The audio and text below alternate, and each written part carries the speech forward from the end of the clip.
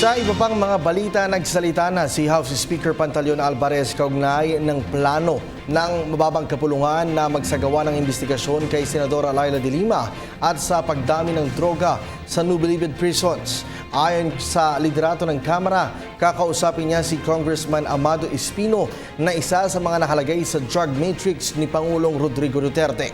Mula sa Kamara, ang detalye alamin natin mula sa aming kasamang si Jervis Manahan. Live. Tama ka dyan, Kirby. Nagsalita na nga si House Speaker Pantaleon Alvarez kaugnay sa umano'y pagkakasangkot ni Senador Leila de Lima sa illegal drug trade sa New Bilibid Prison. Mismong si House Speaker Alvarez yung nag-file ng House Resolution para paimbestigahan si Senador Leila de Lima kaugnay nito. Sabi niya ay determinado naman siya na ituloy ang investigasyon, pero aminado siya na hindi makokompel si de Lima na pumunta dito dahil sa interparliamentary courtesy. Nasa House Rules kasi na hindi pwedeng imbestigahan ng Kongreso ang mga senador. Pero sabi ni Speaker Alvarez ay pwede pa naman daw ipagpatuloy ang investigasyon kahit na wala si de Lima dito. Iimbitahan daw kasi nilang dumalo lahat ng posibleng sangkot dito yung may kaalaman kaugnay sa drug trade sa loob ng Bilibid. Nilinaw din sa ating Speaker Alvarez na sa House Resolution 105 na kanyang inihain ay hindi raw nabanggit si Senator Leila de Lima. Gusto lang daw talaga niyang imbestigahan yung drug trade doon at hindi raw siya namemersonal o namumulitika lamang dahil wala naman daw rason si Alvarez para personalin o politikahin ang senadora.